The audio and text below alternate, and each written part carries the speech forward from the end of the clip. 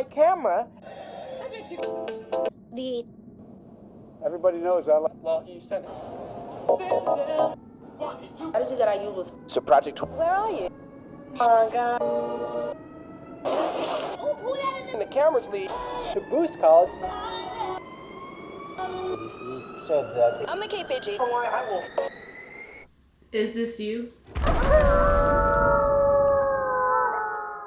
I don't know about you guys, but being on the internet right now is not what it used to be. The landscape of social media and being on the phone and the internet in general has completely changed. I mean, when you think about it, why do a lot of people always announce that they're taking social media hiatuses or social media breaks? Let's get into the conversation.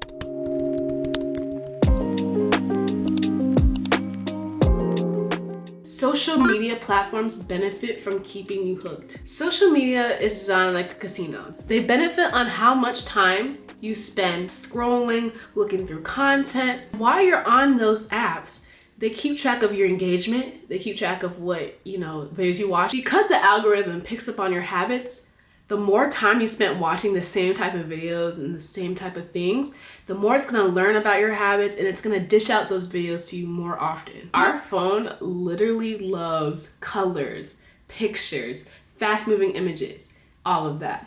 That's our brain kind of craving that dopamine rush.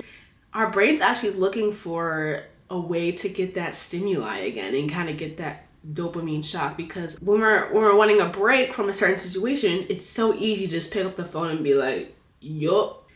And I don't know about y'all, but this is a habit I really need to kick in the butt of literally putting my phone on one of the side tables back there, and that is literally what kills your circadian rhythm. And I actually did some research on this. Your circadian rhythm is basically when your body first wakes up. It's this natural way of waking up out of its sleep cycle. So it's actually triggered by light. So when you pick up your phone and it's the artificial light coming to your brain, instead of waking up naturally with when you get up, maybe you fall back asleep and you get up again, and it's a slow process. Our circadian rhythm does so much, regulates our hormones, our body temperature, it reduces stress.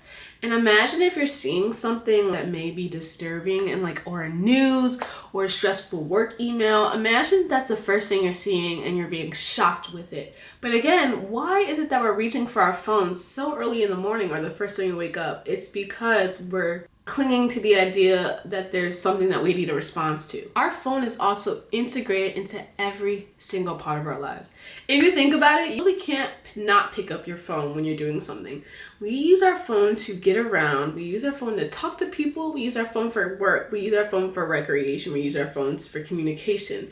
It's kind of so integrated in society that if you really want to take a break from your phone and the internet in general, you would really have to focus on being proactive in ways that you didn't think you need to be. We'll get into the habit where you literally pick up your phone and then you'll check Instagram or something, then you'll put it down, and then literally 30 seconds later you'll pick it up again. You'll be like, wait, why did I pick up my phone? And that just goes to show you, because we use it every single day, you're really not gonna notice that you're picking it up because it's literally habitual and your brain is used to it. And I can imagine because my generation, we didn't really grow up with phones from the jump. I had that, we had technology and we had the internet, but it was still pretty early. But think about the generations that are below it, who grew up with phones from the jump. When you're in that doom scrolling zone, you're just scrolling and scrolling, and it feels like hours can pass by and you don't even know how you ended up spending 2+ hours on your phone. So that experience, because you literally tune everything out, can be so isolating. And it just, honestly, it makes you feel connected to a different reality, and that reality is literally virtual. It's literally in the size of your hand in a black screen. That's what you're staring at. I feel like it limits it hinders our social abilities. I feel like personally after 2020, everyone was kind of virtual everything. So I feel like it really changed after that, the social landscape of that. It kind of attacks the younger generation, because I feel like there's a lonely epidemic going around. It targets people who are, maybe in transition, a lot of people who get out of college. The phone is the only way that you're gonna get connected with people outside your friend group in college, or people that you've left behind. And it kind of makes you lean on it as a crutch a little bit, because now this group of people who are maybe in transition or growing up are relying on our phones to be the only way that we're gonna get any type of social interaction or kind of like community, which I feel like is sad, because I feel like now when we are in those type of communities, we don't really know how to really have conversations, or people think having conversations or starting up a conversation with someone in an environment that it's maybe not facilitated in is literally weird. People think that's weird if you want to go up to someone and be like, hey, nice to meet you, my name is India. Like, that's weird.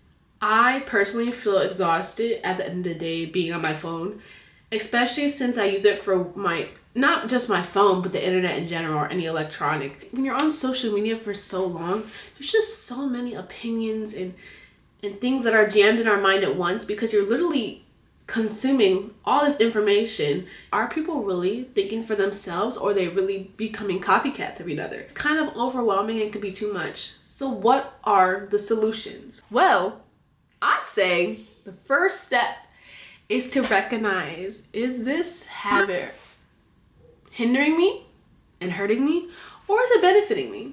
And I feel like once you figure that out, you honestly can say, well, do I need to make a change? But for me personally, I feel like I don't have that balance, and I feel like, what changes can I make in order to have this more balance in my life?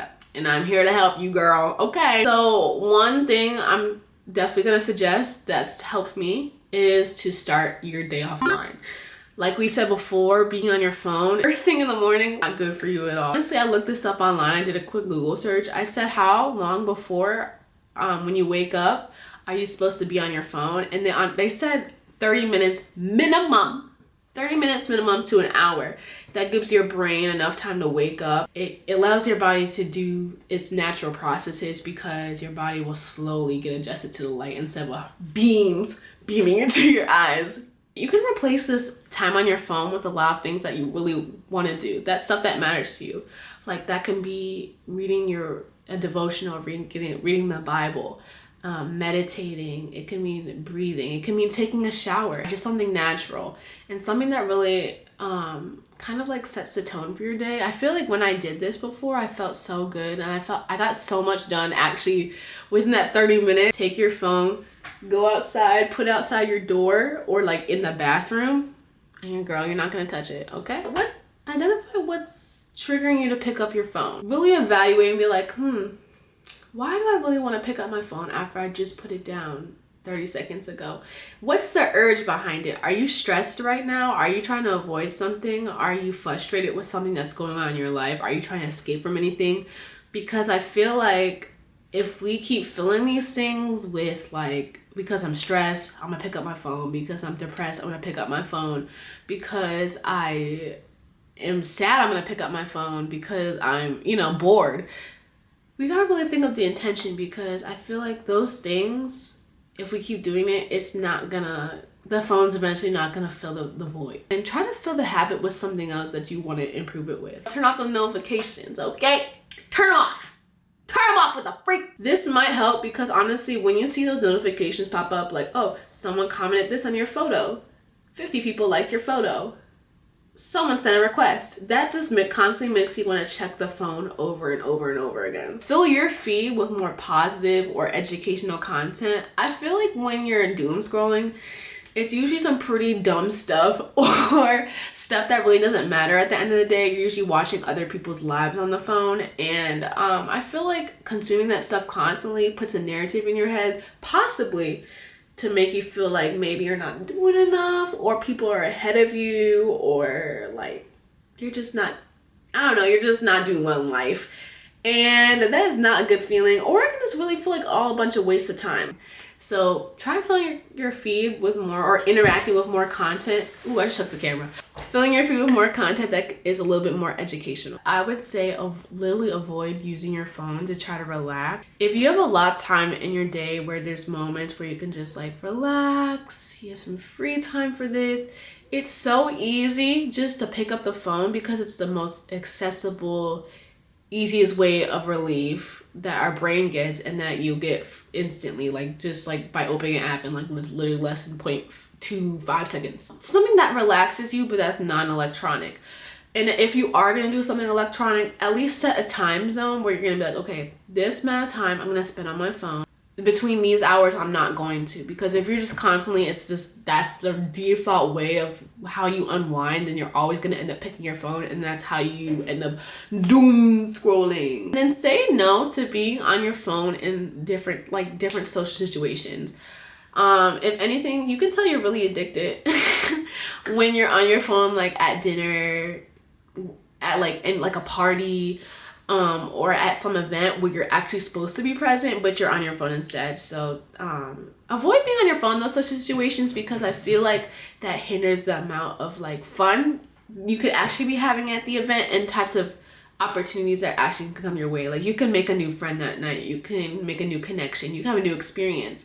And also when people are off their phones, like when you're usually at a social event or something, that's usually a time where people are like, wow, time goes by when you're having fun. And usually when I'm at a social event, I barely pick up my phone because I'm already having so much fun and I forget my phone's even there. Track your most productive hours. There's a certain period of time every day that your brain will be the most productive and you feel like you can lock in on the things that you want to do. I feel like my most productive times are between like 11 and 4 o'clock. So anytime I'm like doing something between then, I'm locked in, like everything's flowing, like the words are just coming, the ideas are flowing, and you need to make sure you like clock that time, and use those hours to make sure that there's no distractions or no anything, because if your brain waves are literally like this, like everything's flowing. So you literally, when you pick up your phone and you're constantly disturbing that flow,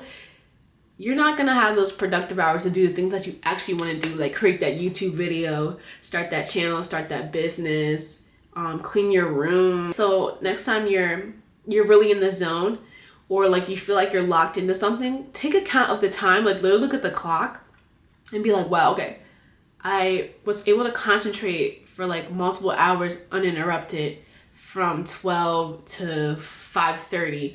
These must be my peak hours, and I experienced that type of concentration every single time. So keep that in mind and definitely like write that time down, because that's how you can get stuff done.